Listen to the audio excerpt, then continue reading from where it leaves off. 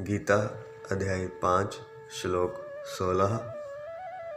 ज्ञानेन तु तद्ज्ञानं येषां नाशित्मात्मनः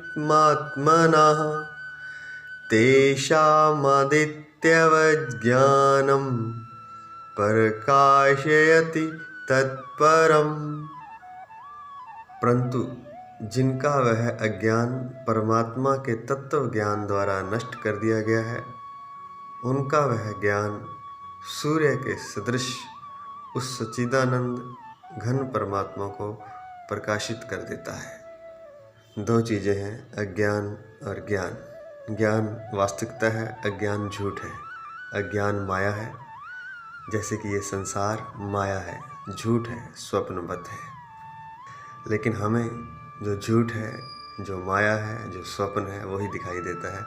असली जो चीज़ है, असली जो ज्ञान है, जो सत्य है, जो परमात्मा है, जो आत्मा है, वह हमें दिखाई नहीं देती है, क्योंकि परमात्मा ने संसार की रचना ही इस तरह से की हुई है कि ज्ञान जो है वो अज्ञान के द्वारा ढका हुआ है। ऐसा पिछले श्लोक में भी बताया गया है।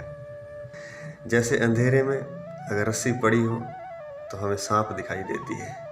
सांप वहाँ है नहीं, लेकिन अंधेरा है, माया है, तो उस अंधेरे रूपी माया के कारण रस्सी सांप दिखाई देती है और हम भयभीत होते हैं, हम डर जाते हैं, हम भाग जाते हैं।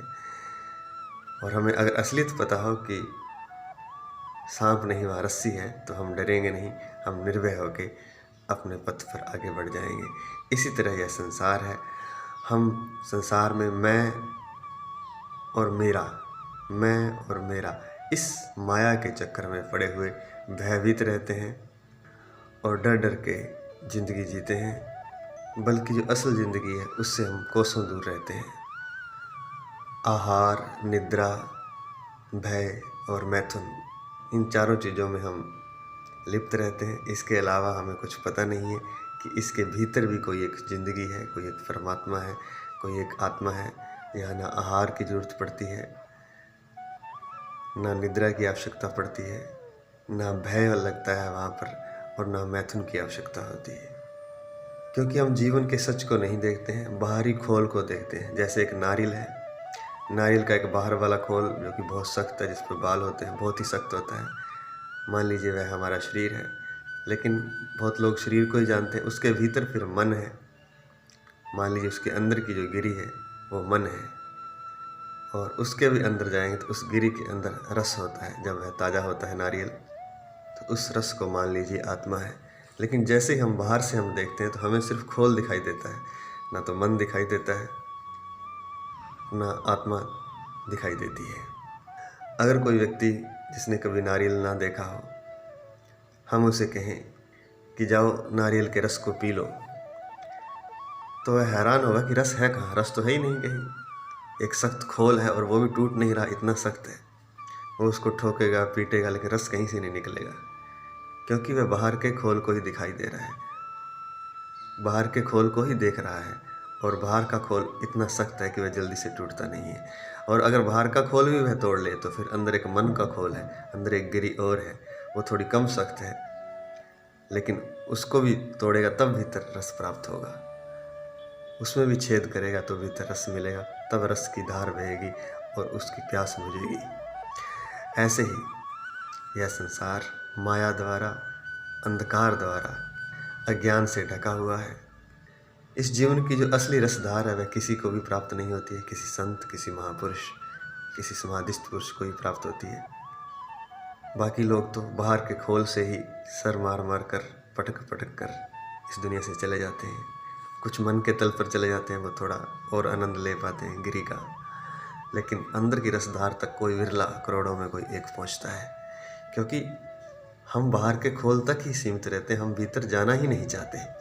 तो यह अज्ञान है। और वास्तव में अज्ञान होता क्या है? इस संसार में मैं और मेरा, इसका अज्ञान है। मैं हूँ मेरे विचार, मेरा अहंकार, और मेरा है मेरा शरीर और उस शरीर से जुड़े हुए जितने भी रिश्ते नाते हैं, धन दौलत है, संपत्ति है, ज़मीन है, जायदाद है। बस मैं और मेरा, यही अज्ञान है। अगर वह समझ जाए कि मैं नहीं हूँ, मैं एक स्वप्न मात्र हूँ। जब मैं ही नहीं हूँ तो जो मेरे हैं वो भी स्वप्न मात्र हैं। और उनसे मेरा कोई लिंक भी नहीं है। वह सब स्वप्न मात्र है।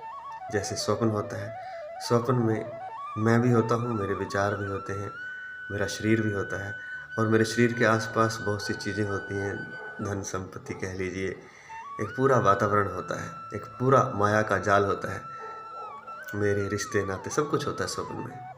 स्वप्न पूरा का पूरा ही माया होता है। मैं उसमें होता हूँ वो भी झूठ होता है और जो उसके साथ जुड़ा हुआ सब कुछ होता है वो भी झूठ होता है। लेकिन जो स्वप्न देख रहा है उसको वह माया का पता नहीं चलता। हाँ, स्वप्न में कोई कोशिश करे और वह जाग जाए तो उसे पता चलेगा कि मैं माया में था, मैं स्वप्न में था। स्वप्न में तो परमात्मा की ऐसी व्यवस्था है कि वो कुछ क्षण बाद हमें खुद ही जगा देता है। हम अपनी कोशिश से नहीं जागते हैं स्वप्न में से, परमात्मा हमें खुद ही जगा देता है और हमें वास्तविकता का पता चल जाता है कि मैं स्वप्न में था। मैं स्वप्न में भयभीत हो रहा था, किसी चीज़ से डर रहा था, शेर मेरे पीछे भाग रहा था, वो सब झूठ था, वो सब स्वप्न था। ना कोई वहाँ शेर था, ना कोई मैं हूँ। मैं तो ये सोया पड़ा हूँ यहाँ, असल मैं तो यहाँ हूँ। अगर स्वप्न में मुझे शेर खा भी जाए तो मेरी मृत्यु नहीं होती है। स्वप्न को भी हम तब समझते हैं जब हम उससे बाहर आ जाते हैं। इस तरह से ये जो जीवन जो चल रहा है ये भी स्वप्न है, एक ये बड़ा स्वप्न है। लेकिन इस स्वप्न में हमें परमात्मा जगाता नहीं है। जागने के लिए हमें मेहनत करनी होती है, साधना करनी होती है। जब इस स्वप्न से हम जाग जाते हैं तब हम वास्तविकता को देख पाते हैं, ज्ञान को देख पाते हैं। जाग जाने को ही कहते हैं तत्व ज्ञान। वास्तविकता को देख लेना तत्व ज्ञान है। और वास्तविकता कैसे दिखाई देगी? जैसे सूर्य के आने से अंधेरा विदा हो जाता है। रात बहुत अंधेरी थी, सुबह सूर्य उगाया। रात अंधेरी थी, कोई रास्ता नहीं दिखाई दे रहा था, कोई वस्तु नहीं दिखाई दे रही थी। भटक रहे थे हम, कहीं जा रहे थे लेकिन भटक रहे थे, ठोकरें खा रहे थे, गिर रहे थे, पड़ रहे थे और अंधेरे में भयभीत हो रहे थे। लेकिन जैसे ही सूर्य प्रकाशित हुआ सारी चीज़ें साफ हो गई। कोई डर ना रहा, कोई भय ना रहा। हमें पता चल गया ये सीधा रास्ता है, इस सीधे रास्ते से जाना है। इसी तरह से ज्ञान सूर्य जब प्रकाशित हो जाता है तब अज्ञान नष्ट हो जाता है और ज्ञान में व्यक्ति का प्रवेश हो जाता है। अर्थात ज्ञान ही सूर्य बन जाता है। ज्ञान ऐसे ही है मानो सूर्य उगाया हो और सारा अंधेरा दूर हो गया हो और चीज़ें साफ साफ दिखाई दे रही हों।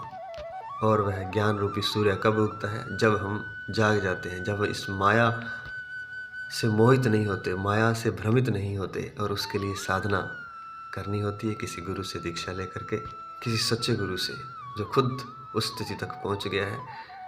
उस दीक्षा से, उस साधना द्वारा वह बाहर का खोल जो है शरीर और फिर मन का खोल, उसके भी पार चला जाता है और आत्मा तक पहुंच जाता है और तभी उसका अज्ञान मिटता है। जय श्री कृष्ण।